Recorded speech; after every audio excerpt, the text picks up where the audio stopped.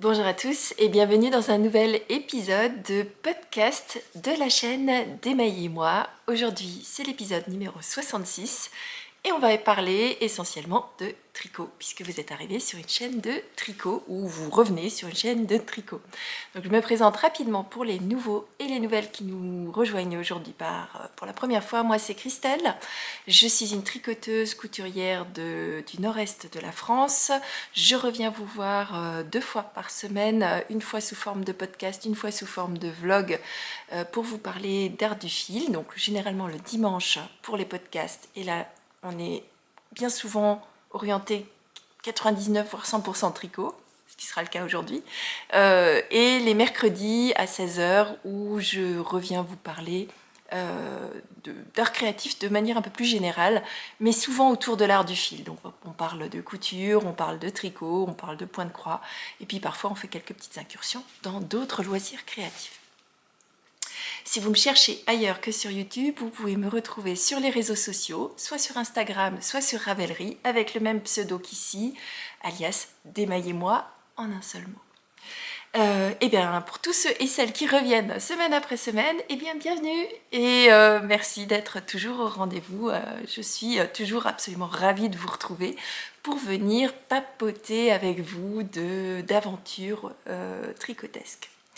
Alors aujourd'hui, j'ai pas mal de choses à vous dire et j'ai pris des notes parce que je crois que sinon je vais me perdre. Vous avez l'habitude, hein, je digresse, mais il y a un certain nombre de choses dont je voulais absolument vous parler. Et puis j'ai eu quelques rappels à l'ordre de certaines d'entre vous qui m'ont dit « mais tu nous as pas montré ça, tu nous as pas montré ça » et c'est vrai, et j'oublie. Donc j'ai pris des notes. Alors aujourd'hui, on va parler...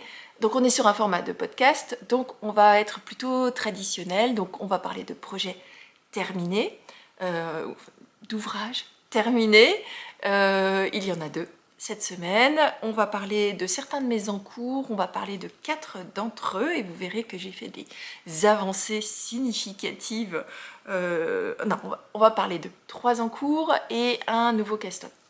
Et sur chacun d'entre eux, j'ai une avancée significative, ce qui me réjouit d'avance de pouvoir vous montrer. Ensuite, on va parler cours. Et oui, il n'est jamais trop tard pour apprendre. On va parler salon, on va parler calendrier de l'Avent et on va parler sac à projet. Et je crois que j'ai fait le tour. Ah oui, puis on fera un petit point sur où j'en suis sur mes cadeaux de Noël, parce que certaines d'entre vous me font le décompte en me disant tic-tac, Christelle, n'oublie pas tes cadeaux. J'oublie pas, je promets, et je ferai le point en fin d'épisode pour vous dire à peu près où j'en suis. Je suis assez satisfaite de moi cette année. J'avance exactement comme je voulais. Alors, j'avance pas selon les plans que je m'étais fixés, mais je sais, et j'avance avec sérénité parce que je sais que chacune des personnes que je voulais gâter aura son cadeau fait main cette année. Alors, par quoi on commence? On commence par... Allez, on commence par un sac à projet que je ne vous ai pas montré. En fait, je vous ai montré différentes étapes de fabrication dans les vlogs, et certaines d'entre vous m'ont dit « mais Christelle, tu ne nous l'as pas montré ». Et donc, c'est vrai, je me suis rendu compte que je ne vous l'ai pas montré. Alors, on est au mois de novembre, je suis désolée, je me suis cousu un sac à projet sur le thème un peu halloweenesque, ou du moins dans la période d'Halloween, et en fait, je ne vous ai jamais montré la version terminée. Donc, je vous le montre. Voici mon sac à projet version terminée. Alors il est aplati, donc on va le remettre bien correctement parce que je l'avais rangé. Donc voici ma version de sac à projet terminée. Alors il n'y a pas de tuto. Certaines d'entre vous m'ont demandé un tutoriel pour savoir comment je l'ai cousu.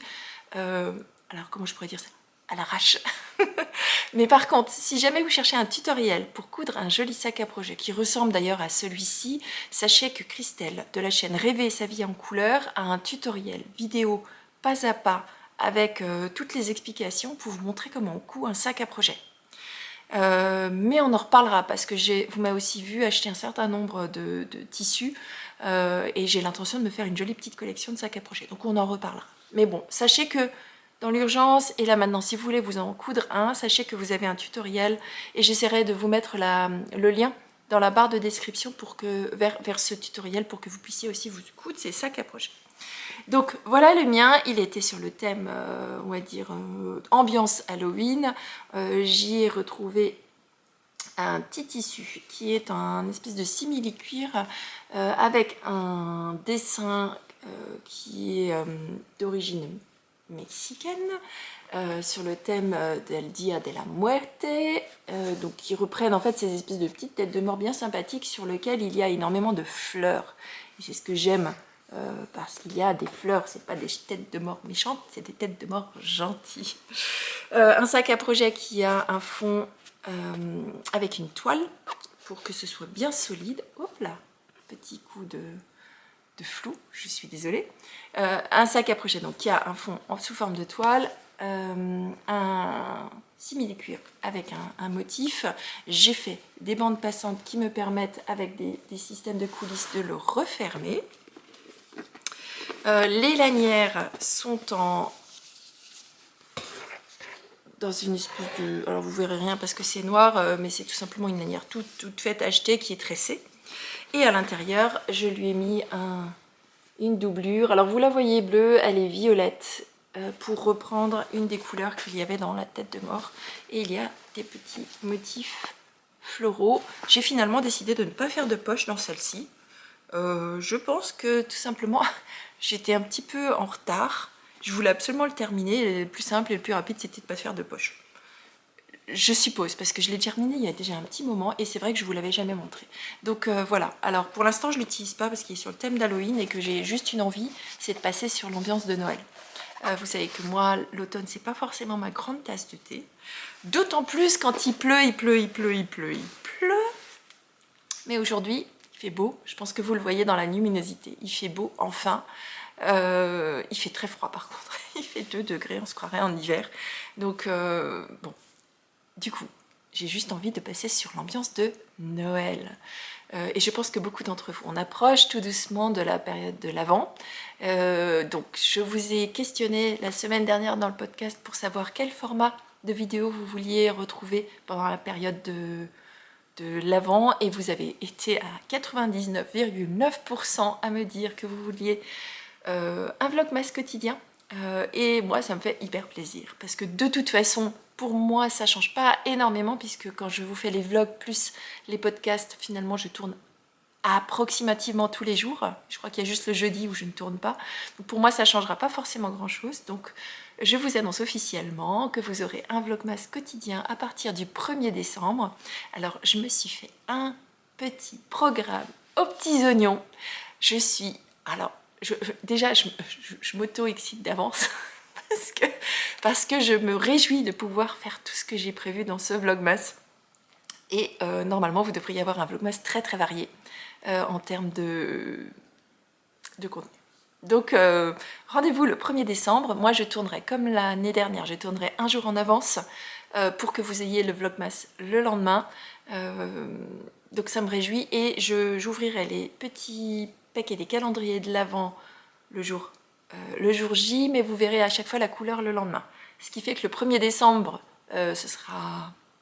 Voilà, j'aurai plein de choses à vous dire, mais c'est le 2 décembre que vous verrez les couleurs du 1er décembre et à chaque fois, ainsi de suite. Pour pas vous spoiler, parce que vous êtes nombreuses à avoir pris les calendriers de l'Avent comme certaines dont ont les mêmes calendriers de l'Avent que moi. Et je refuse de vous spoiler.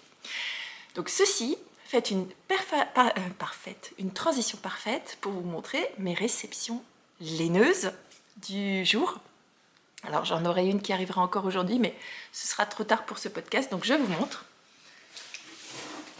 J'ai reçu mon premier calendrier de l'Avent. Un calendrier de l'Avent qui vient de chez Lama de laine. Alors je le pose parce qu'il va faire beaucoup de bruit et je ne veux pas vous faire mal aux oreilles. Donc mon premier calendrier de l'Avent cette année sera un calendrier de l'Avent de chez Un Fil de laine. Donc c'est la teinturière qui s'appelle Cindy. Cindy, si tu passes par là, je te fais des gros bisous. Je crois pas que tu passes par là, mais au cas où. Voilà. Un Fil de laine, c'est anciennement Lama de laine, qui a changé de nom pendant l'année, donc il s'appelle Un Fil de laine. Moi, ce que j'ai aimé dans son calendrier de l'Avent, c'est que c'était un mix de différents formats d'écheveaux. et qu'il y avait suffisamment d'écheveaux d'une taille suffisante pour faire un projet avec. Donc, mais je vous le redétaillerai le premier jour du Vlogmas, mais il y a une alternance d'écheveaux de 10 grammes pour lequel j'ai déjà des projets. Des petits mini de 20 grammes que j'utiliserai en contrastant certainement. Il y a des écheveaux de 50 grammes, il y en a, de mémoire, il y en a 9, ce qui me permettra de faire une collection de chaussettes tout au long de l'année. Et vous savez à quel point j'aime les chaussettes, certainement pour moi. Connaissant Cindy, ça va être des couleurs assez dans mes goûts. Donc je pense que ce sera pour moi. Et il y a un écheveau de 100 grammes. Donc cette alternance, enfin moi, cette variété de différents formats de mini, d'écheveaux, c'est ce qui m'a poussée à aller vers chez Cindy, parce qu'il y avait effectivement du 10 grammes où on peut faire des petits projets, du 20 grammes où ça peut faire du contrastant, du 50 grammes où vous avez suffisamment pour faire des paires de chaussettes ou des mitaines ou d'autres projets, et un 100 grammes à la fin. Mais ça, on a souvent dans les calendriers.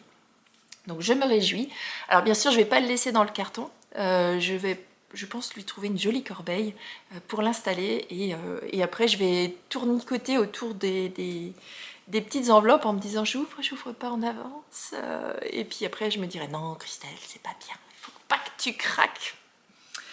Donc voilà, premier calendrier de reçu. J'ai reçu hier le message que aujourd'hui, je reçois celui de Didier au fil d'Horus, donc je me réjouis là aussi à trouver les coloris de Didier. Donc on est dans deux univers extrêmement différents, et c'est la raison pour laquelle j'ai choisi ces deux calendriers. C'est diamétralement opposé, alors pas forcément dans la méthodologie de teinture, mais dans les univers de couleurs, et donc c'est les raisons pour lesquelles j'ai voulu avoir vraiment un panel très large. Et aussi parce que ma petite teinturière favorite, Arco Iris-Cerne, Ludivine aujourd'hui, cette année faisait pas de calendrier, donc, et puis qu'il me reste beaucoup de mini de l'année dernière. Bon, bref, je vais pas m'étendre.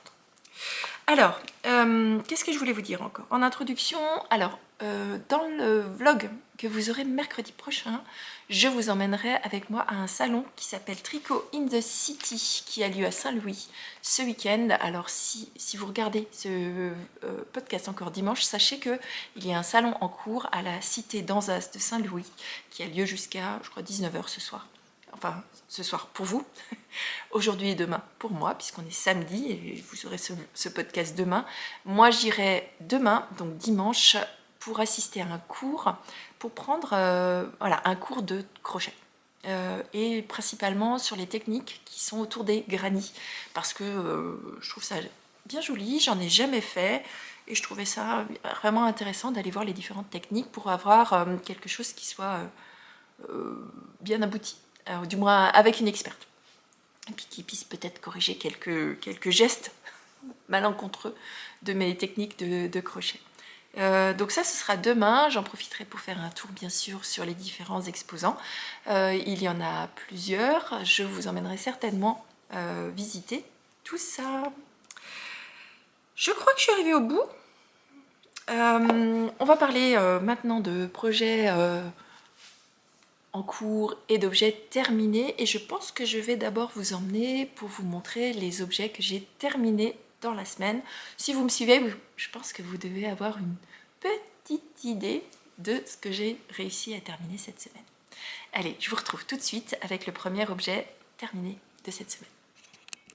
Bon, j'ai oublié de vous dire, et ça fera un petit peu l'introduction à cet objet terminé. Aujourd'hui, je porte un tricot qui s'appelle Jasper Shawl. C'est un petit châle à un écheveau que j'ai tricoté. Alors, il s'appelle Jasper Shawl. C'est un joli petit châle à un écheveau avec une dentelle sur le côté, une dentelle sur le milieu et une dentelle sur l'autre côté. C'est un petit châle écharpe en fait. Tricoté selon le modèle de chez Keka Quillen, et je l'ai beaucoup aimé. Je l'ai tricoté en Arco Iris Yarn coloris Princesse Kaguya. Je l'aime beaucoup, il a la taille idéale pour un tout façon foulard, donc ni trop grand ni trop petit, voilà, juste pour me tenir chaud au niveau du cou pour éviter de prendre froid. Et hop. Voilà, j'aime bien quand il y a bon, allez, alors retour à l'objet terminé.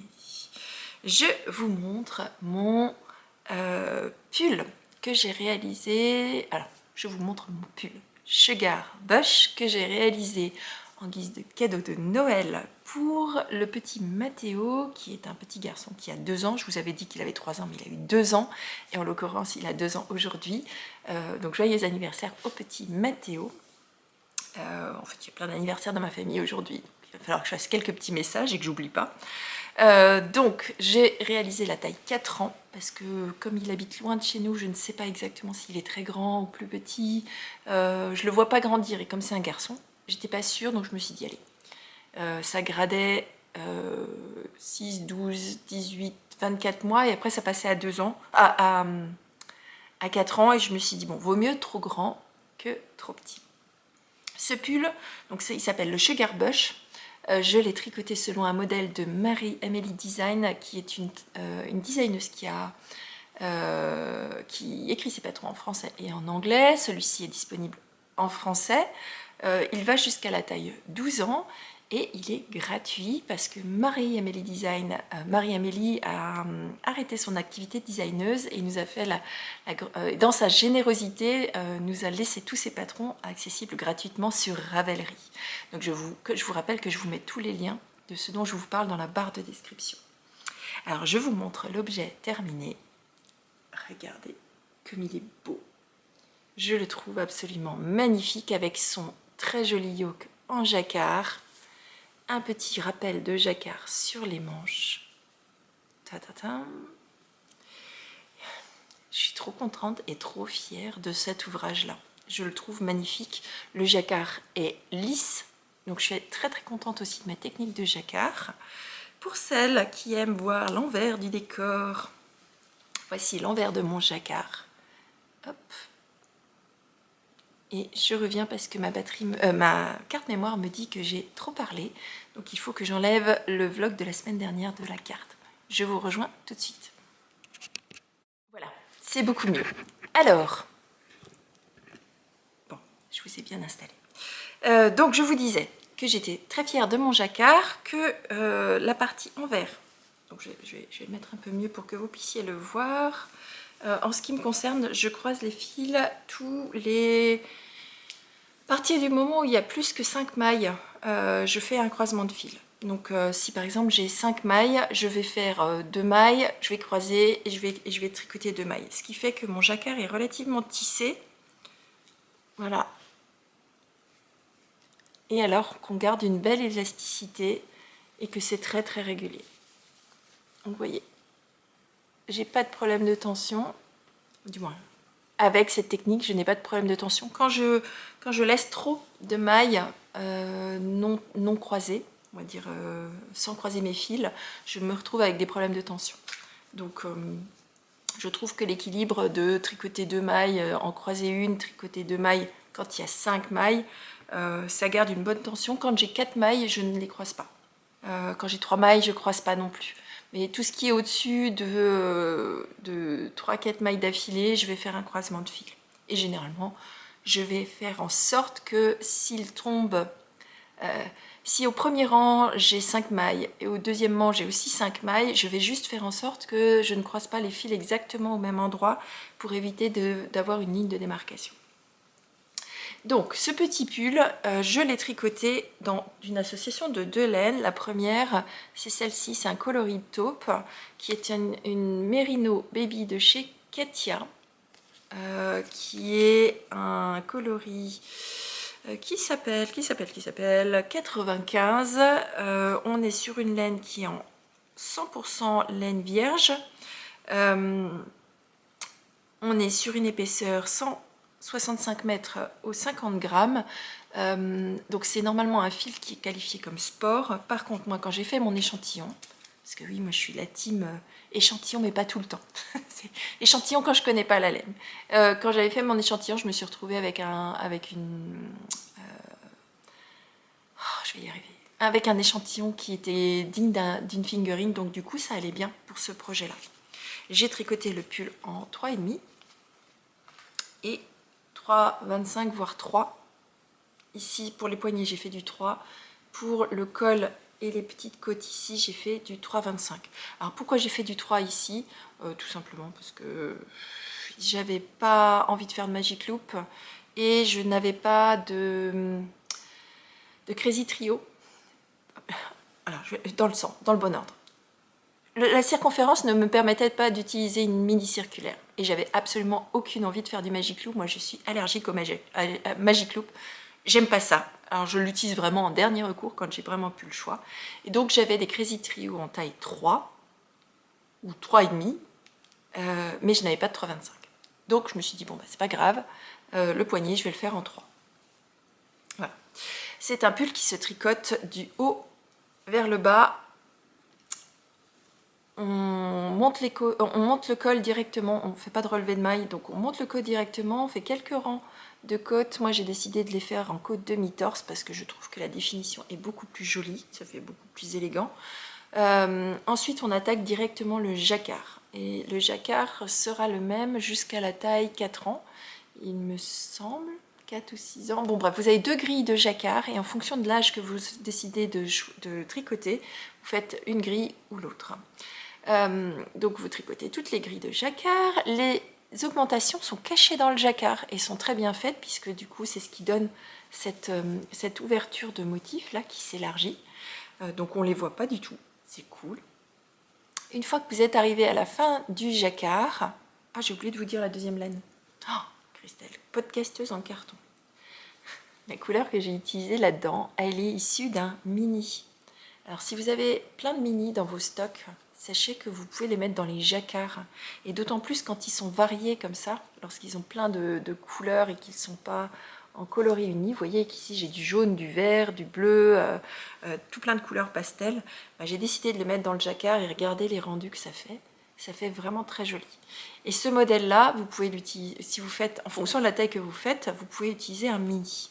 Donc moi j'ai utilisé un mini que j'avais eu dans mon calendrier d'Halloween de l'année dernière, d'une teinturière anglaise, qui vendait sur Etsy, donc j'en avais profité, parce que quand vous achetez sur Etsy, vous n'avez pas forcément de droit de douane lorsque vous importez d'Angleterre.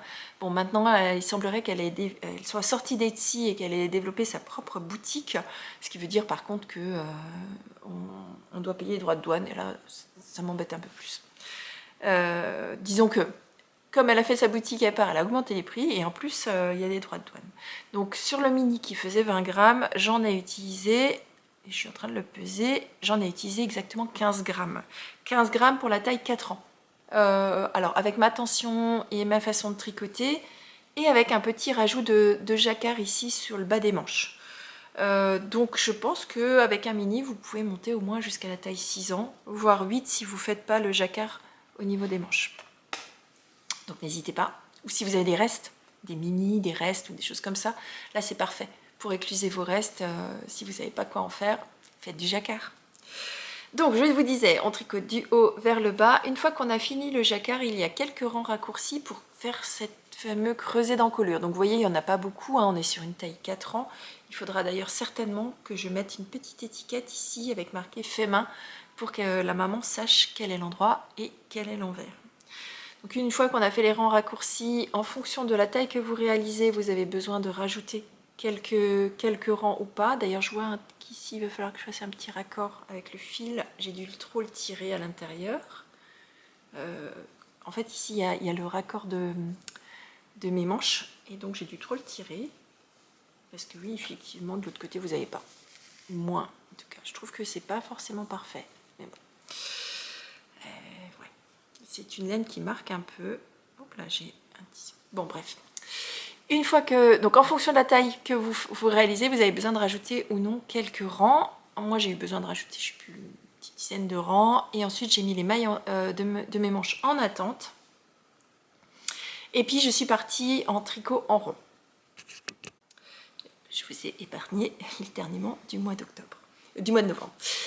Une fois que je suis arrivée là, je vais dérouler toc toc toc en rond. Donc là, on était sur du 0 cerveau, sur de la petite circonférence. Donc toc toc toc, 0 cerveau. Une fois que vous arrivez à la longueur indiquée sur le patron, et alors j'ai eu un gros doute à ce moment-là quand je l'ai tricoté parce que je le trouvais hyper long, mais en fait non, c'est simplement qu'en le tricotant, en le bloquant, le pull s'est élargi. Et donc, j'avais le bon échantillon une fois, du moins le bon équilibre hauteur-largeur une fois bloqué. Il s'est beaucoup élargi. Donc ensuite j'ai fait quelques petits rangs de côte et j'ai terminé mon rabat avec un rabat à l'italienne à l'aiguille, ce qui donne cet effet comme si vous faisiez un rabat tubulaire, mais c'est un rabat qui est beaucoup plus facile à réaliser. Il ressemble un peu, le geste ressemble à un grafting. D'ailleurs un jour il faudra que je vous le filme pour vous le montrer. C'est un rabat que moi j'affectionne par-dessus tout, que je mets partout parce qu'il est hyper élastique. Je le mets notamment sur mes chaussettes lorsque je les tricote de la pointe vers les côtes. Le rabat je le réalise avec ce rabat à l'aiguille, à l'italienne, parce qu'il garde une bonne élasticité tout en restant, vous voyez, il fait pas chou-fleur du tout, nulle part, hein, il fait une finition vraiment comme un rabat tubulaire. Mais vous n'avez pas tous les rangs préparatoires avec les mailles glissées et tout ça, donc c'est vous finissez de tricoter, vous prenez votre aiguille et vous rabattez. Une aiguille à laine. Donc une fois que j'avais fini le corps, j'ai repris mes manches, tac tac tac, j'ai fait la longueur, j'ai décidé de rajouter un petit jacquard, donc j'ai adapté les diminutions de manches, donc j'en ai fait un petit peu moins, pardon, pour avoir le bon nombre de mailles pour pouvoir réaliser ce jacquard qui était sur 12 mailles, donc en l'occurrence il s'agit de réaliser cette petite partie là, sur lequel j'ai inclus ce petit motif ici, à la place de la pointe. Et donc ça nous fait un jacquard qui ressemble à ça. J'ai totalement piqué l'aiguille chez ma tricopine podcasteuse Madame Bibiche. Céline, si jamais tu passes par là, je te fais un gros bisou. Moi j'adore. Si jamais vous la connaissez pas d'ailleurs, je vous invite à aller voir ses vidéos. Elle s'appelle Madame Bibiche sur YouTube et sur les réseaux sociaux. Je crois que c'est See You Later.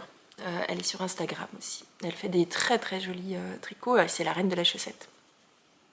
Donc voilà, petit rappel de jacquard, toujours encore avec ce mini. Et je vous l'ai expliqué sur le vlog, mais ce petit jacquard de manche, il m'a fait tourner en bourrique parce que j'étais lancée, j'étais pas forcément concentrée.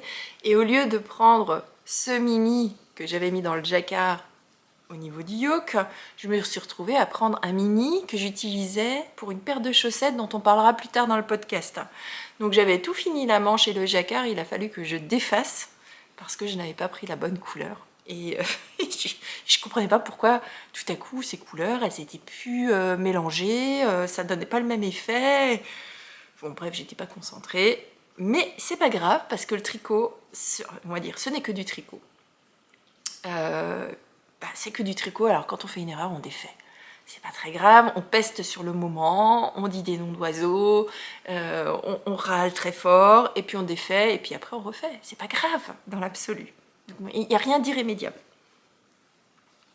Et donc voilà, une fois que j'ai fini ces petits jacquards, j'ai fini avec des Crazy Trio, donc des aiguilles fixes mais souples, qui me permettent de tricoter des toutes petites circonférences, mais qui me permettent d'éviter aussi d'avoir le jeu des aiguilles fixes à 4 ou 5 aiguilles. Et voilà, pour mon premier objet terminé de la semaine, je suis très très contente. Je vais pouvoir le mettre dans ma box que je peux vous montrer parce qu'elle est ici en face de moi. J'ai une grosse boîte, je vous en parlerai à un moment ou à un autre dans la revue des cadeaux, mais j'ai une grosse boîte dans laquelle j'ai mis tous mes cadeaux de Noël. Ça me permet aussi de faire le point, de savoir où j'en suis. Donc voilà, pour ce premier objet terminé de la semaine, et j'en suis absolument ravie. Donc voilà. Allez, je vous emmène tout de suite vous montrer mon deuxième objet que j'ai terminé cette semaine. Alors, le deuxième objet que j'ai terminé cette semaine, c'est une paire de chaussettes qui rentre dans le cadre des préparations des cadeaux de Noël que je fais pour mes proches. Alors, cette chaussette, je vous la montre. Je vous montre la première. Et je vous montre la deuxième. Et j'ai terminé les chaussettes pour mon fils. Donc c'est pour moi une joie. Parce que ça veut dire que j'ai pu commencer les chaussettes pour mon mari. La semaine dernière, il me semble que je vous ai montré les chaussettes de mon père. Chaussettes de mon fils. Il ne me reste plus qu'une paire de chaussettes masculines à réaliser. Peut-être deux. Il faut que je me mette d'accord avec moi-même. Alors, cette paire de chaussettes, je l'ai tricotée dans un kit à chaussettes que j'ai acheté chez Didier alias Au fil d'Horus. Vous entendez beaucoup parler de Didier sur plusieurs chaînes de podcast. C'est notre teinturier de laine d'amour. Moi, je lui ai acheté un kit qui s'appelle Gizeh Kit Socks. La couleur, elle s'appelle Petite Pyramide. C'était un kit qui avait 50 grammes de laine sur les chevaux principales pour 212 mètres de long et 20 grammes de laine sur le mini, et j'ai utilisé la totalité de ce que je pouvais. Il me reste 2 grammes du mini. J'avais séparé les chevaux de 50 grammes en deux parce que j'avais pas pris en compte, et ça c'est 100% ma faute, qu'une paire de chaussettes hommes c'est un petit peu plus consommateur de laine que 50 grammes pour la longueur de tige que mes hommes aiment. Et donc du coup j'ai dû faire une tige un tout petit peu plus basse, et pour être sûre de ne pas tomber en panne de laine, j'ai tricoté les chaussettes de la pointe vers les côtes en séparant les chevaux en 2 petits pelotons de poids égal. Donc j'ai eu de la chance, les kits de Didier sont très généreux puisque j'avais 55 grammes de laine sur mon écheveau, et donc j'ai fait 2 petits pelotons, 27,5 et 28 je crois grammes. Donc du coup sur le premier écheveau, sur le premier petit peloton, il me reste 0,4 grammes de laine, donc vous voyez je suis allée vraiment au bout, et là il me reste un tout petit peu plus d'1 gramme. Donc là du coup je peux plus, c'est des restes là pour le coup avec lesquels je ne peux plus rien faire, donc je vais les garder encore je pense une petite semaine, le temps de la réflexion, mais après je pense qu'ils iront à la benne. Voilà, 0,4 grammes, enfin, voilà, on est vraiment sur des petits mètres, à moins que je les garde. Ah si, je sais ce que je vais en faire, j'ai un tout petit panier, ou du moins un petit sac, dans lequel j'utilise, on va dire, des laines que je ne peux plus tricoter, mais que j'utilise pour mettre mes mailles en attente. Moi je suis encore dans l'ancienne team, j'ai pas de Scooby-Doo, je mets des fils, ou je mets des câbles, mais des câbles je trouve que c'est pas pratique parce que c'est un peu pas pratique, bon bref. Alors, cette paire de chaussettes, je l'ai tricotée, je vais vous en prendre qu'une seule, ce sera plus simple, des côtes, de la pointe vers les côtes. Donc je suis partie avec une pointe arrondie, puisque mon fils a le même pied que moi, donc un peu arrondi, d'ailleurs toute ma famille a plus ou moins le même pied, sauf mon mari, mais bon bref. Une pointe arrondie, et pour faire cet arrondi, en fait, j'ai fait des augmentations, tous les rangs. Donc, je suis partie avec un Judith Magic Cast On. Ensuite, j'ai fait des augmentations, tous les rangs, jusqu'à atteindre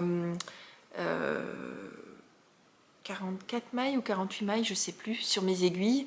Et après, j'ai fait des augmentations un rang sur deux, ce qui m'a permis d'avoir quelque chose d'assez rapide en termes d'augmentation là, et qui se calme par la suite, puisqu'après, je fais plus qu'un rang sur deux.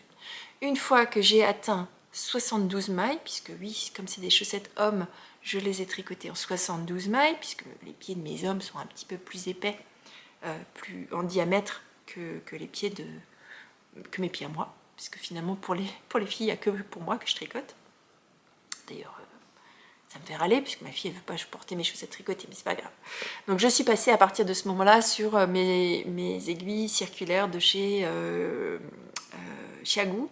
Donc moi, mes chaussettes, je les tricote sur des mini circulaires fixes, c'est ce que je préfère. Je trouve que les mini circulaires qui sont dans le kit rouge, l'équilibre entre le câble et les aiguilles est pas réparti comme je le veux, et du coup je me retrouve à avoir mes aiguilles qui tombent et un poids qui n'est pas équilibré. Alors que sur les fixes, je trouve que le poids il est parfait, il est équilibré, ça file.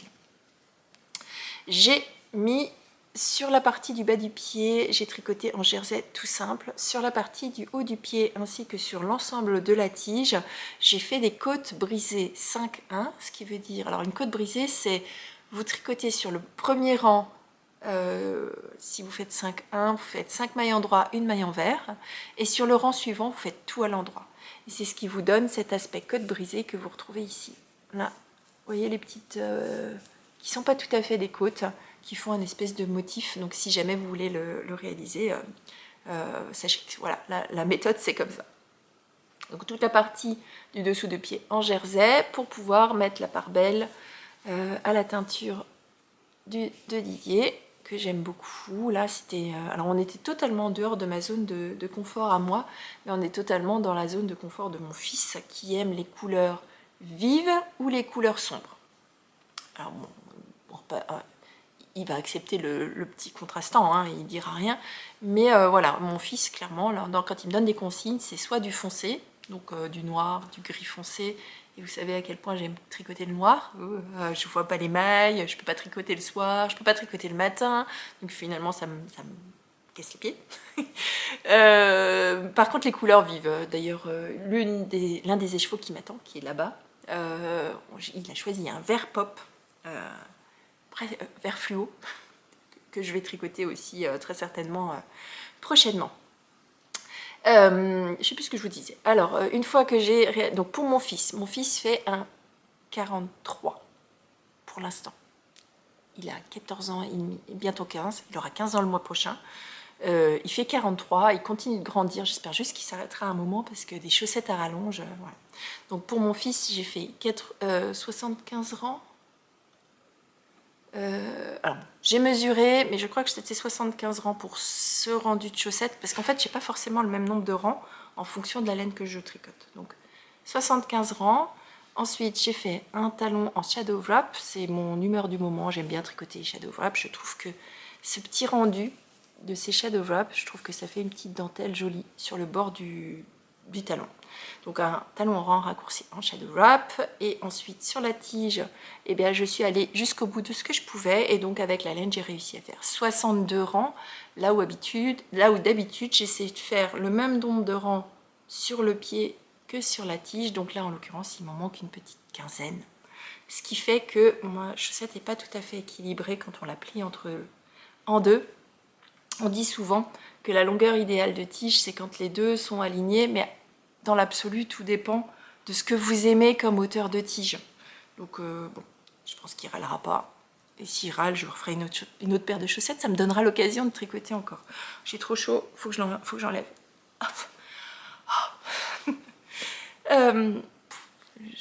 Du coup, je fais bien comme une chiffonnière. Donc ensuite, une fois que j'ai fait la tige, je suis passée sur des côtes. J'ai décidé de lui faire des côtes 1-1 demi-torse. Donc demi-torse, vous torsez la maille avant, mais pas la maille arrière. Et j'ai rabattu avec le rabat à l'italienne dont je vous ai parlé juste avant. Et voyez le rendu que ça fait vraiment une élasticité énorme. Elle est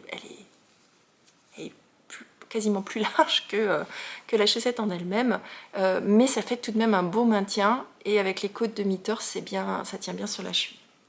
Donc voilà, deuxième cadeau de Noël pour mon fils, tick de box, coche la case, c'est fait, ça va aller rejoindre ma boîte, pas de bas, mais ma boîte de cadeaux de Noël, donc les deux ouvrages, tac, tac, Noël, me voilà. Bon, allez, je vous emmène. Alors, qui dit chaussettes terminées, dit nouvelles chaussettes. Promis, je ne vais pas vous parler que de chaussettes parce que j'ai des pulls et des gilets sur mes aiguilles. Je sais pas, je pense que je vais faire un équilibre entre les deux. Allez, je vous parle d'un gilet maintenant. Je vous parle d'un gilet qui est en cours. Allez, à tout de suite. Alors, le premier projet en cours que je vous montre cette semaine s'agit d'un gilet que je réalise selon un patron de Camilla Vade et que j'aime d'amour. Alors, il m'a fait beaucoup pester au départ parce que j'étais pas très concentrée, parce qu'il a fallu que je défasse, et bon bref, c'était un faux départ. Mais une fois que j'ai démarré ce gilet, il est devenu une espèce d'addiction. De toute façon, en ce moment, j'ai beaucoup d'addictions sur mes aiguilles, sauf un. Sauf deux, mais je vous en reparlerai plus tard. Mais je suis hyper contente, je crois que je l'ai déjà dit la semaine dernière, de ce que j'ai sur mes aiguilles. Ils m'apportent quasiment tous un plaisir absolument phénoménal. Et je ne saurais pas vous dire pourquoi. Est-ce que c'est des choses différentes? Est-ce que c'est tout simplement que je sais que je vais les porter très rapidement? Je pense que c'est peut-être pour ça. Je sais que ce que je suis en train de tricoter, je vais les porter tout de suite après. Et peut-être que c'est pour ça aussi que j'adore tricoter. Bon, retour. Un pull de Camilla Vade que je tricote selon une association de laine de chez Katia Concept en mérino qui s'appelle Mérino Sport, mais qui est une épaisseur de worsted, qui est une laine en 100% mérino Un mérino extra fin de 19,5 microns, donc très fin. Plus le nombre de micros est faible, plus votre mérino il sera doux. Par contre, plus il sera fragile parce que les fibres sont plus courtes. Cette laine-là, elle fait... Donc ce sont des pelotes. Voilà, comme ça. Et sur chaque pelote, je n'ai que 80 mètres. J'avais acheté au départ 10 pelotes. Le patron en demandait 8,5. J'en ai pris 10 parce que je voulais faire les manches plus longues que sur le patron. Le patron montre des manches en 2/3 et moi je voulais des manches longues. Parce qu'on est sur une épaisseur DK worsted plus 2 fils de mohair. Donc on est sur du gros, hein, puisque c'est un projet qui se tricote avec des aiguilles de 6. Ben moi je me voyais pas porter un gilet hyper chaud avec des manches 3/4. Enfin, pour moi c'était pas concevable. Donc manches longues. Par contre du coup je suis pas sûre d'avoir suffisamment de laine, il faudra peut-être que j'aille en rechercher. Le deuxième fil, et je ne sais pas où j'ai mis mon... Ah là, mon étiquette est là. Donc les mohair que j'utilise, ils viennent de chez Lang, une marque que j'aime beaucoup.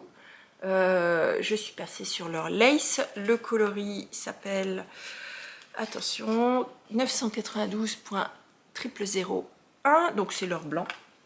Tac. Qui est comme ça. Et donc j'ai associé ces deux fils ensemble. Donc un espèce de blanc cassé crème de chez Katia avec un blanc un peu plus éclatant de chez Lang. Et le rendu, ça donne ceci. Donc je tricote avec 3 fils ensemble. Je ne sais pas si j'arriverai bien à vous le montrer, mais voilà où j'en suis arrivée. J'ai fini mon corps. Je n'arrive pas à vous le montrer avec le cintre, donc je vais vous le montrer comme ça. J'ai fini le corps de mon gilet et toute la dentelle de ce Magnolia Chunky. Je crois que j'ai pas dit le modèle. Il s'agit du Magnolia Chunky de Camille Labad. Donc je vous avais montré la dernière fois un début de dentelle. J'ai fini non seulement la dentelle, mais aussi les côtes du corps et j'en suis absolument ravie. J'ai décidé de faire les noppes, les bubbles, qui sont faciles à faire dans ce patron. Et que j'ai décidé de garder parce qu'elles sont sur la partie basse de mon corps et pas sur la partie haute. Et comme j'ai de la poitrine, j'essaie d'éviter de rajouter, on va dire, du volume à ce niveau-là. Mais là, comme c'était sur le bas, je trouvais que c'était vraiment chouette. Alors c'est un patron qui est très agréable à tricoter, d'autant plus que c'est des aiguilles de 6, donc ça monte assez vite, on se voit avancer. J'ai décidé de rallonger quelque peu le bas du corps parce que normalement, et vous voyez à ce niveau-là, normalement elle vous fait démarrer la dentelle directement après la séparation des manches et du corps. Moi j'ai rajouté quelques petits centimètres pour pouvoir avoir une longueur qui correspondait à ma stature à moi. Moi je fais 1,68 m, ces 3 petits centimètres me manquaient par rapport à la longueur du gilet parce que je voulais que le gilet casse au niveau de la ceinture de mon pantalon. Je porte pas des pantalons taille basse. Spoiler, hein, j'ai 46 ans, je porte plus de pantalon taille basse. En tout cas, avec ma morphologie et mon poids, je ne porte pas de pantalon taille basse. Donc je voulais quand même qu'il y ait suffisamment de longueur pour pouvoir porter ce gilet avec mes pantalons et mes chemisiers. Donc voilà, le corps est terminé. Et comme vous pouvez le voir ici, parce que je peux encore enlever mon fil, j'ai démarré la manche. Et oui, j'ai démarré la manche, fini la procrastine à manche, je suis dans les manches à fond. D'ailleurs, j'ai eu quelques petits commentaires de certaines d'entre vous, dont Virginie, alias Ginny Tricote sur Instagram, qui me dit « Attention, on va finir par te renommer au fil de la manche ». Alors si on pouvait éviter. Je ne veux pas faire des manches toute ma vie, j'aime pas faire ça. Je sais pas pourquoi je dis que j'aime pas faire ça, enfin, j'aime pas les démarrer. Une fois que je suis dedans, ça va bien. Et ça tricote, ça monte vite une manche dans l'absolu. Alors surtout là, mais bon. Donc là, clairement, l'objectif pour moi serait d'arriver à finir ce gilet pour la semaine prochaine. Allez, je me fixe l'objectif. Je pense qu'il me reste la manche à réaliser, sachant qu'au bout de la manche, il y a un rappel de dentelle. Donc il y a un diagramme de dentelle. Donc là, c'est tout simplement des diminutions avec du jersey tout simple en rond. Pas de surprise. Par contre, sur le bout de la manche, vous avez un rappel de dentelle et de côte qui doit certainement rappeler cette partie-là. Je crois pas qu'il y ait des noppes, j'ai pas regardé, mais bon, vous verrez ça la semaine prochaine. Je regarde rarement le patron par la suite. C'est une erreur, il faudrait que je lise le patron complet pour pouvoir anticiper. Ce que je sais juste, c'est que la longueur de manche, elle fait 25 cm. Moi, ça me convient pas. Donc, hop, je rallonge et je vais rallonger de... Moi, j'aime les manches quand elles font 50 cm. Avec ma longueur de bras à moi. J'ai un bras assez long. Et donc, 50 cm, moi, ça veut dire qu'il faut que je rajoute 25 cm. Par contre, je ne suis pas sûre d'avoir suffisamment de laine. Parce que voilà la pelote que je suis en train de tricoter. Voilà celle qui permettait de terminer mon corps. J'ai pris une pelote neuve pour démarrer une manche. Généralement, je fais toujours ça pour croiser les doigts et me dire que j'aurais pas besoin de faire de changement de fil. Mais là, j'ai quelques doutes puisque je suis au rang... J'ai fait 20 rangs. Il m'en faut 120, je crois, ou 115. Et bon, c'est sûr, il va m'en manquer. Là, il me reste que la moitié de la pelote déjà. Il me reste une pelote pleine, la moitié d'une pelote, et sur l'autre, il me reste 28 grammes. Oh, bah non, j'aurai pas assez de laine, c'est sûr, il va falloir que j'aille en chercher. Et je vais me dépêcher d'aller en chercher pour avoir le même bain, pour pas avoir de surprise. Oui, pas cool, pas cool. Et côté mohair, il me reste 6 grammes ici, du coup 5 grammes là, et une pelote quasi entière. Donc côté mohair, je pense que je devrais être bonne. Alors pourquoi j'ai pas utilisé ces deux petits morceaux de mohair ensemble? Tout simplement parce que je ne veux pas me retrouver pour la deuxième manche à devoir tricoter avec un fil de mohair extérieur et un fil de mohair intérieur sur ce peloton. Donc c'est pour ça que j'ai associé un petit reste avec une nouvelle, et quand j'aurai fini ce petit reste, eh bien j'associerai ces deux là ensemble pour repousser un maximum le moment où j'aurai besoin de prendre le fil de dedans et le fil de dehors sur ma dernière pelote de mohair. Donc le mohair, je pense que c'est bon. Je pense qu'il va me manquer une pelote de chez Katia. Bon, je vais essayer de tricoter un maximum et assez vite pour pouvoir évaluer ça. Voilà, je vous dirai si je suis tombée en rade ou pas. Ouais, bah non, je vais forcément en avoir besoin. Parce qu'après, il me faut encore que je fasse les bandes d'encolure. Donc c'est clair, je pense d'ailleurs même qu'il me manquera 2 pelotes. Et ça, c'est totalement de ma faute, c'est que j'ai pris la quantité annoncée avec une pelote de rab, alors que je rallonge mes manches significativement et j'ai rallongé le corps. Donc forcément, ça risquait pas de fonctionner. Christelle, mais où tu as la tête? C'est bon, c'est pas très grave. Ma mercière, elle est à 3 km de chez moi, donc je vais aller chercher tout de suite.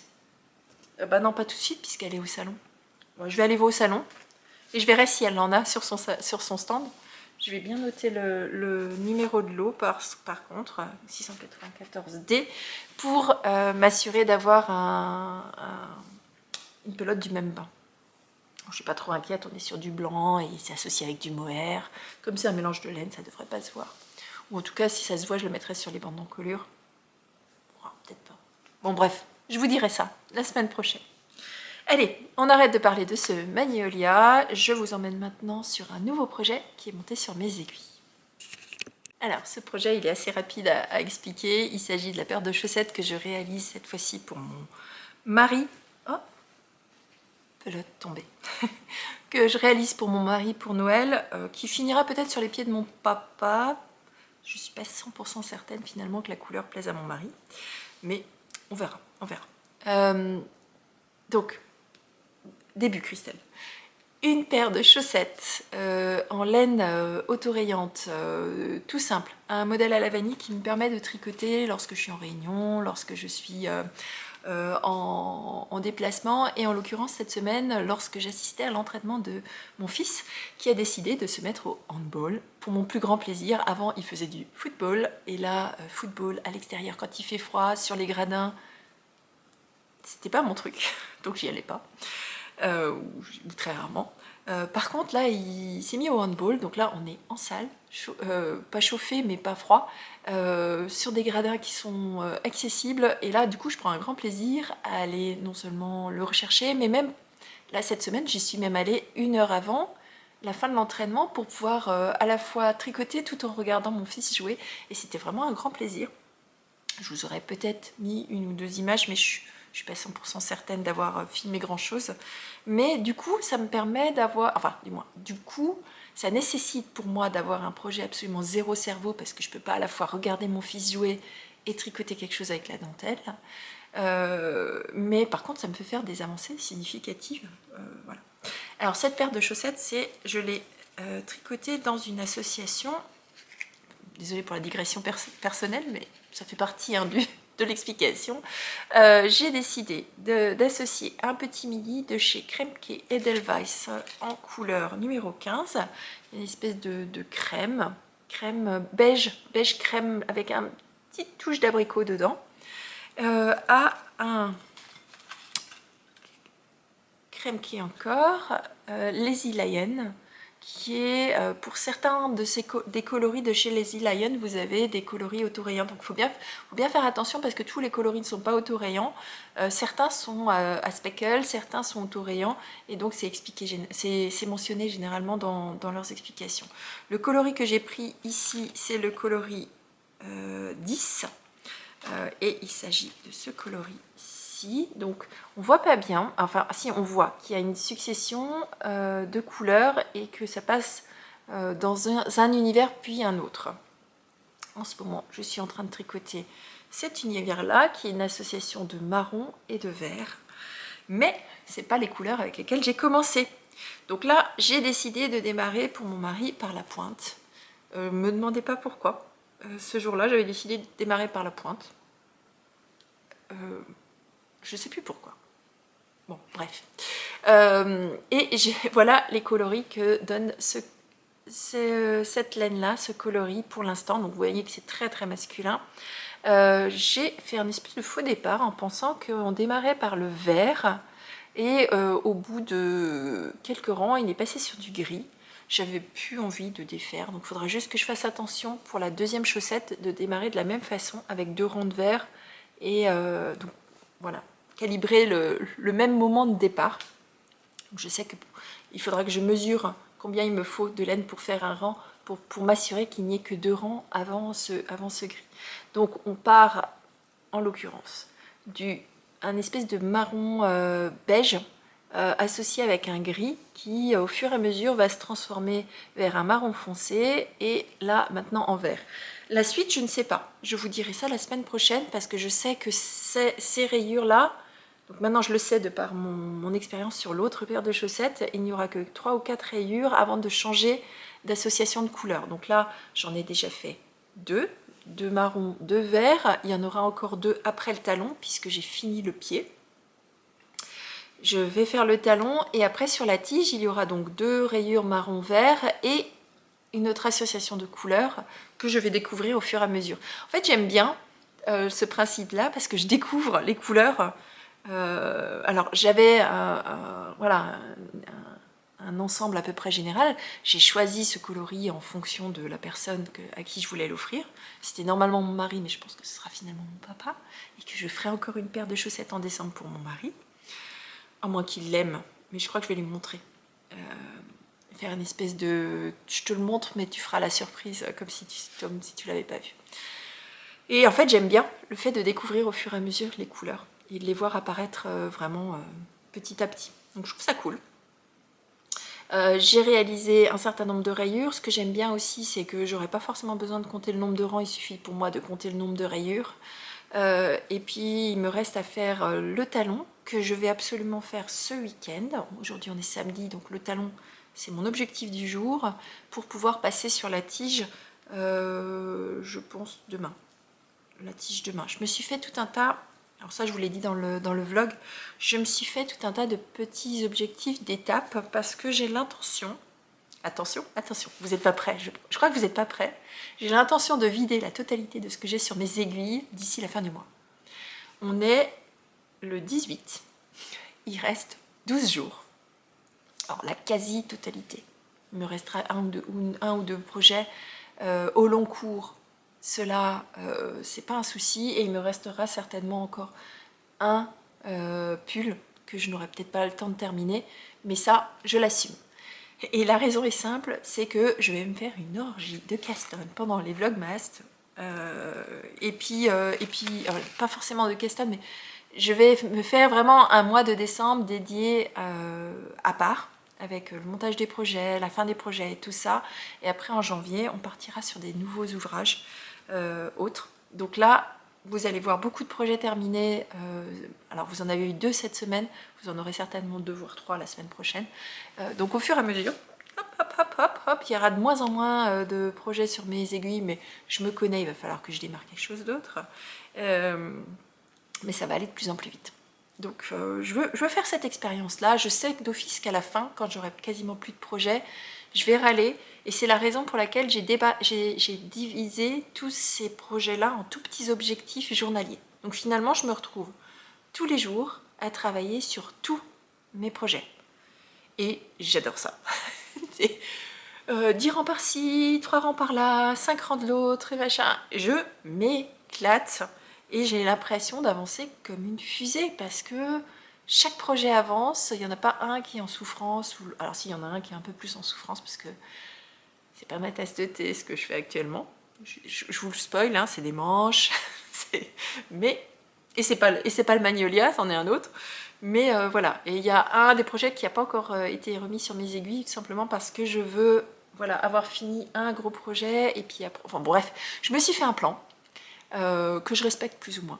J'avance parfois un peu plus sur un projet parce que j'ai trop envie, et puis le lendemain je rattrape, et puis... Mais je sais qu'en suivant ces tout micros objectifs que je me suis fixés, eh bien à la fin du mois, tout sera terminé. Tout. Est-ce que ce sera le cas? Rendez-vous, dans le mercredi, vous en verrez certainement une partie. Dimanche prochain, vous en verrez une autre partie. Et puis mercredi d'après, on sera le 29. Et là, vous pourrez me taper sur les doigts, si ce n'est pas le cas. Ou vous rendre compte de ce que j'ai réussi à réaliser. Et ensuite, on sera le 30. Et le 30, pour moi, ce sera le jour de filmer le premier Vlogmas pour que vous puissiez l'avoir le premier. Grosse digression, retour à l'ouvrage. Donc là, je vais réaliser le talon en contrastant et après repartir sur les côtes. Donc objectif du jour, le talon, objectif de demain, une partie de la tige, et puis voilà. Et puis je déroule. Et puis c'est tout sur ce projet-là. Donc maintenant, je peux vous parler de la suite. Cette fois-ci, je vous parle de mon field sweater. Alors, j'ai regardé le vlog de Loli Pelote et ça m'a fait beaucoup sourire parce qu'elle parle du field. Du field, et j'ai pas compris tout de suite qu'elle parlait du même projet. Et ça m'a fait beaucoup sourire. D'ailleurs, il faut que je lui envoie un petit message pour lui dire en fait, Julie, si tu passes par là, on dit pas field, on dit field. Le E de field ne se dit pas. Et je trouve ça trop mignon quand elle le dit. Donc ça m'a fait beaucoup sourire. Bon, bisous ma Julie, je t'adore. Bon, allez, projet suivant. Cette fois-ci, on va parler du field sweater. Alors, une fois n'est pas coutume, dans cet épisode, je vous ai parlé de Camellia Vade pour le gilet Magnolia Chunky juste avant. Eh bien, je vous parle de Camellia Vade, encore une fois, qui a sorti une merveille qui s'appelle le pull Field Sweater, donc sweater pull en anglais, hein,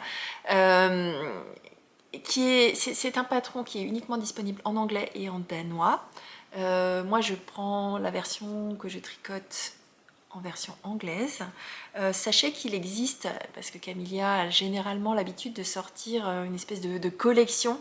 Elle a sorti le pull, mais vous pouvez aussi retrouver ce modèle-là sous forme de gilet, donc la version cardigan. Et c'est cette version-là que Julie a prévu de tricoter avec sa tata. Si vous ne la connaissez pas, Julie, allez voir ses vlogs. Elle est bien rigolote, j'adore. C'est un petit rayon de soleil parfois. C'est toujours brut de décoffrage et c'est ce que j'aime, c'est la vraie vie. Ce modèle-là, je le tricote dans une association de fil non teint, un mérino, un 100% mérino non teint que j'avais acheté chez Lily Neige et auquel j'ai associé un mohair. Alors je vais vous le montrer bobiné, mais je vais surtout vous le montrer en écheveau parce qu'en bobiné, on le voit qu'il est beau, il est magnifique, il est sublime. Mais alors en écheveau, c'est une œuvre d'art. Regardez-moi cet écheveau. Donc il s'agit d'un mohair de chez Tau Le Matin Yarn. Dans sa base, Todd Kill Silk, qui est un 72% kid mohair, donc qui est extrêmement doux, qui ne pique pas, et 28% de soie.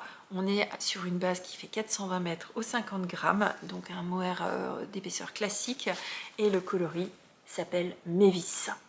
Je l'avais trouvé chez Lanitude, chez qui j'ai rapporté un tote bag qu'elle m'avait offert et que je trouve superbe. J'aime beaucoup son logo. À Lénitude, c'est une boutique qui est située à Bulle, en Suisse. Je te fais un bisou. Et sa propriétaire, c'est ma jumelle d'anniversaire. Elle est née le même jour que moi, le 24 avril. Bon, en fait, on a plein de choses en commun parce que mon podcast a été publié pour la première fois. Le premier épisode, je l'ai publié il y a 2 ans, tout début novembre. Et elle a ouvert sa boutique il y a 2 ans, tout début novembre. Donc, que de points communs. donc voilà, Lanitude. Et c'est le sac à projet dans lequel j'ai ce projet-là. Et je vous montre le rendu parce que je suis absolument en amour devant ce projet-là. Alors, vous m'en voudrez pas, le câble est un peu petit. J'en suis au moment juste avant je suis au moment où je tricote en rond et dans quelques rangs, je vais séparer les manches du corps.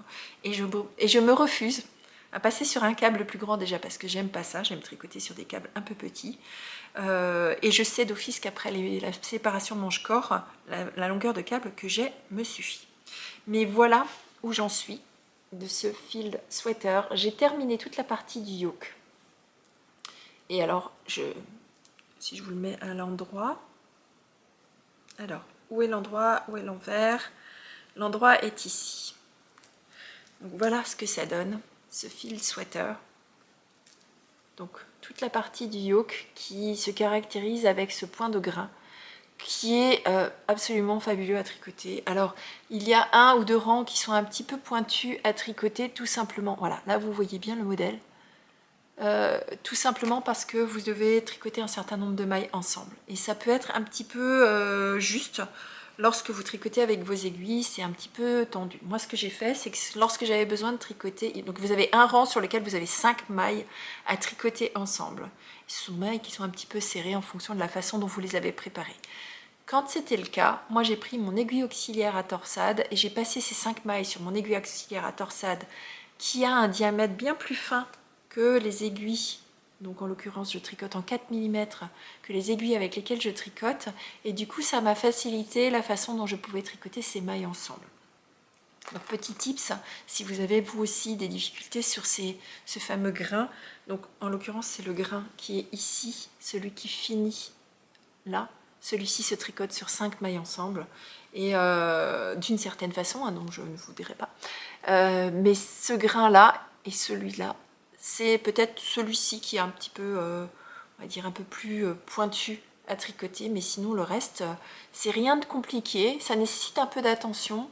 Ça mélange des techniques d'augmentation et de diminution de mailles avec des torsades, mais je trouve que le rendu il est absolument fabuleux. Et alors cette laine, ce rendu de laine, je trouve ça superbe. Donc une fois que vous avez fini le yoke, donc la partie en rond, donc là j'ai fini la partie on va dire fun, enfin fun, non parce qu'en fait cette laine j'adore la tricoter. Et bien après vous partiez sur des rangs raccourcis. Donc les rangs raccourcis sont après le yoke pour vous permettre d'avoir le yoke qui démarre juste après le corps, juste après le col, pardon.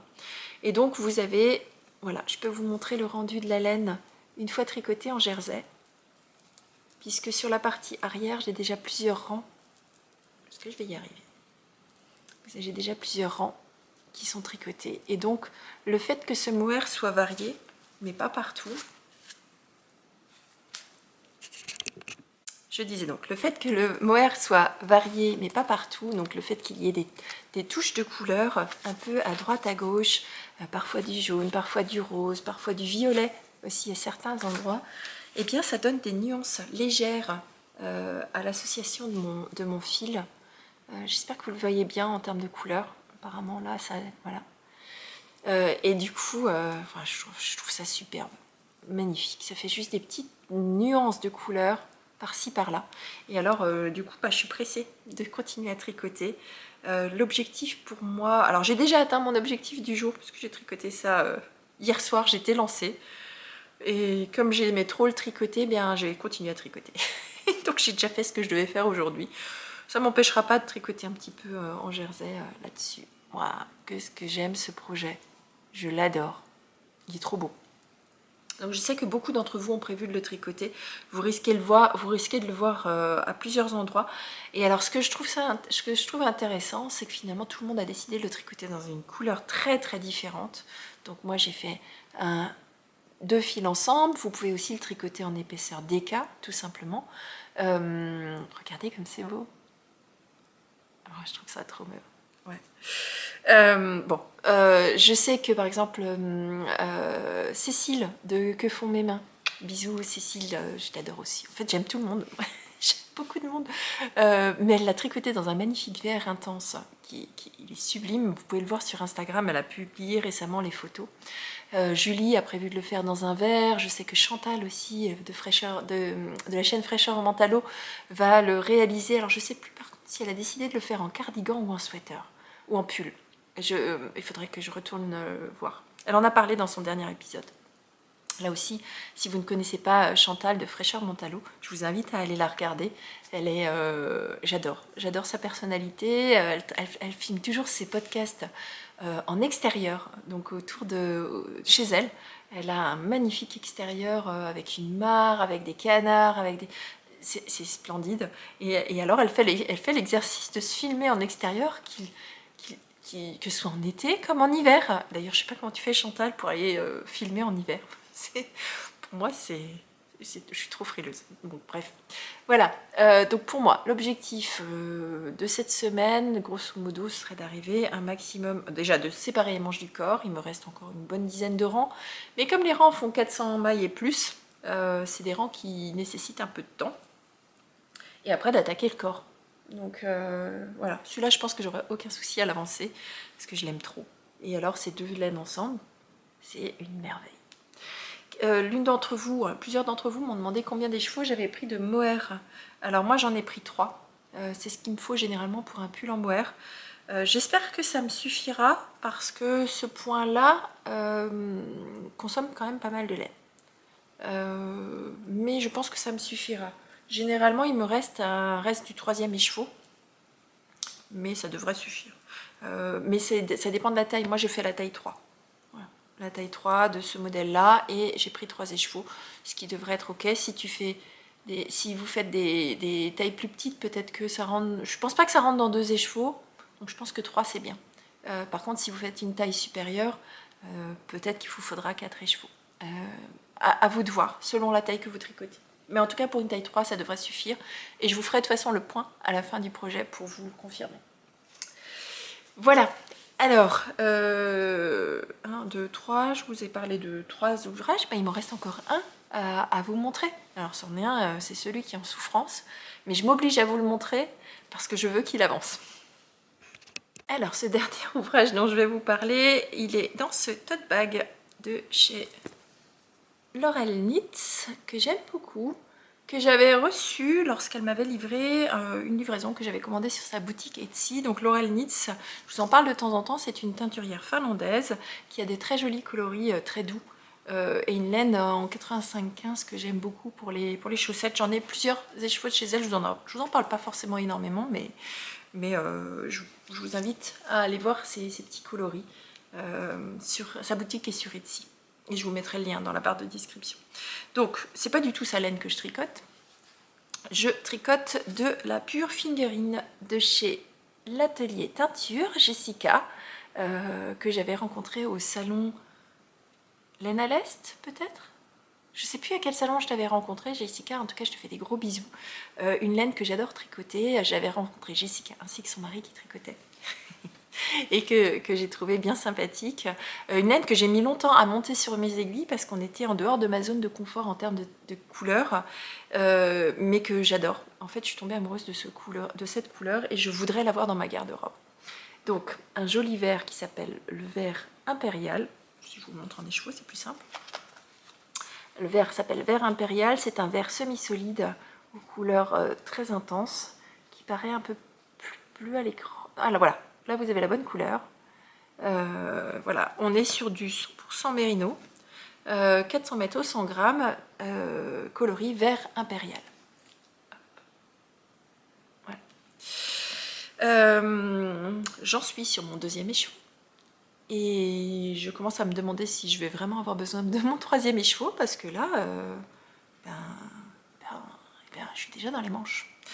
Quand je vous dis que je suis dans les manches, donc ce modèle, je le tricote selon un patron de Olga Putano Design, un patron qui s'appelle Longue Distance, qui est, alors je pense qu'il porte bien son nom, Longue Distance, parce que ça fait hyper longtemps qu'il est sur mes aiguilles. Il avance en mode escargot, et là j'ai décidé que je venais vous le montrer. Au début je me suis dit, je vous le montre pas, je vous le montrerai quand j'aurai fini ma première manche. Et là je me suis dit non, Christelle, tu viens, tu montres, et tu dis officiellement, j'ai du mal à avancer. Et donc, je compte sur vous pour m'encourager, pour avancer sur cette manche. J'ai tellement envie de le porter, ce gilet, et j'ai tellement envie de pouvoir me coudre le t-shirt assorti que je vous ai montré dans les vlogs, parce que je ne l'ai pas cousu, parce que je me suis autorisée, enfin je me suis mis une contrainte. Oui, en ce moment, je suis dans le... J'essaie de me canaliser. Si je m'écoutais, je ferais tout de suite et je laisserais traîner d'autres choses. Donc je ne veux pas laisser traîner, donc je me suis dit, Christelle, tu ne couds le t-shirt que lorsque tu as fini la première manche. Mais comme j'ai toujours pas fini cette première manche, je n'ai pas cousu le t-shirt assorti.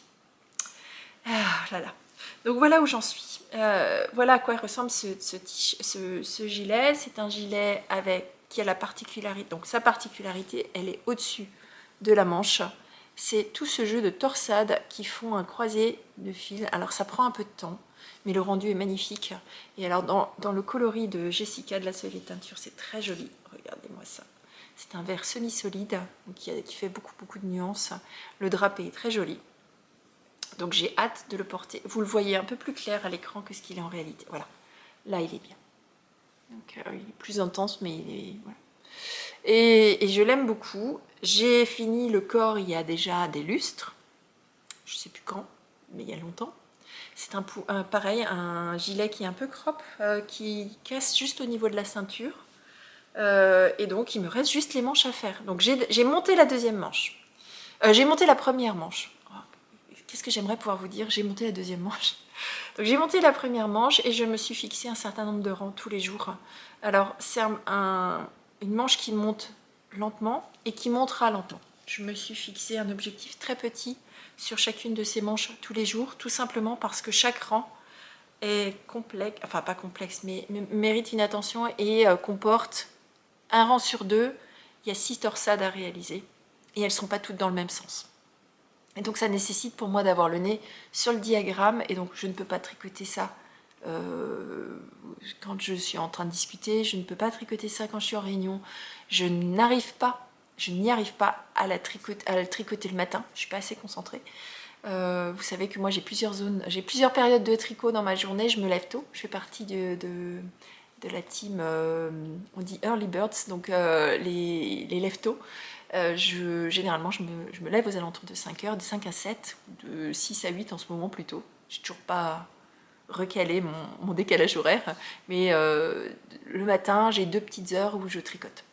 À midi, je tricote un petit peu, et le soir, je tricote, mais un peu moins, maximum 2 heures, parce qu'après, je tombe de sommeil.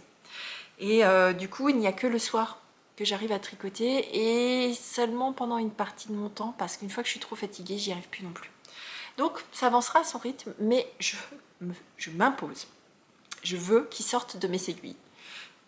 À la fin du mois, j'exige, Christelle, j'exige de moi-même que ce projet-là sorte de mes aiguilles parce que je vais finir par le détester et c'est pas l'objectif. Et donc je veux vraiment le terminer pour ne plus le voir.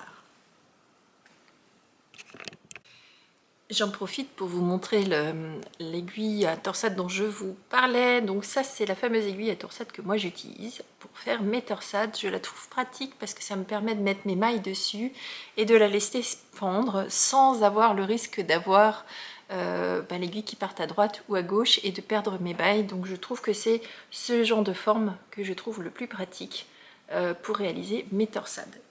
Donc en plus, quand vous avez terminé, il suffit de la piquer dans votre écheveau. Petit truc personnel, je sais pas du tout, mais moi c'est comme ça que j'aime éviter de perdre mon aiguille à torsade.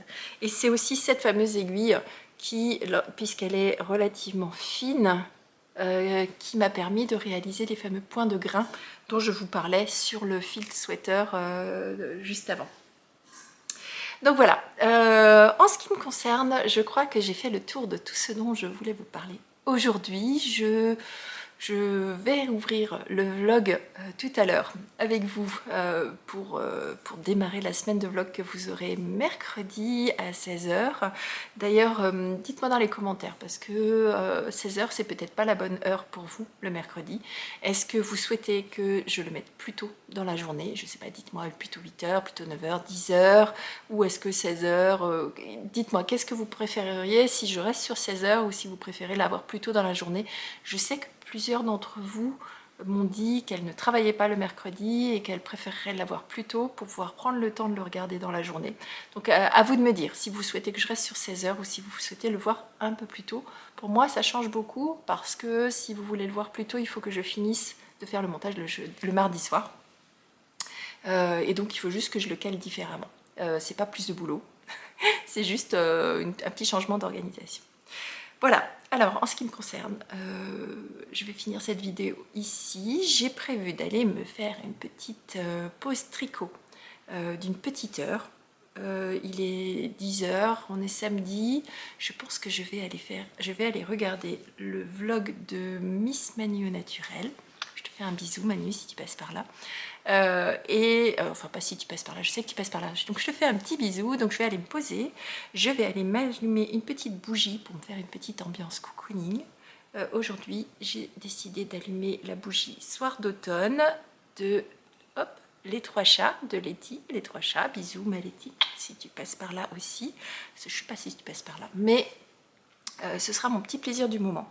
Soir d'automne, je vais aller tricoter un petit peu dans le podcast avant d'aller m'atteler à toutes les corvées du week-end, ou que j'ai pas envie, mais il faut bien mettre des choses dans son frigo, donc il faut les courses et tout ce qui est pas sympathique, que je vous partagerai pas ici, c'est pas envie. Voilà, moi il me reste à vous souhaiter un très beau week-end créatif, une très belle semaine créative. Je vous retrouve mercredi pour ceux qui suivent les vlogs ou dimanche prochain pour ceux qui préfèrent les podcasts, ou mercredi et dimanche pour ceux qui aiment les deux. Je vous fais de gros bisous, je vous souhaite tout de bon et je vous dis à mercredi. Bisous, bye bye.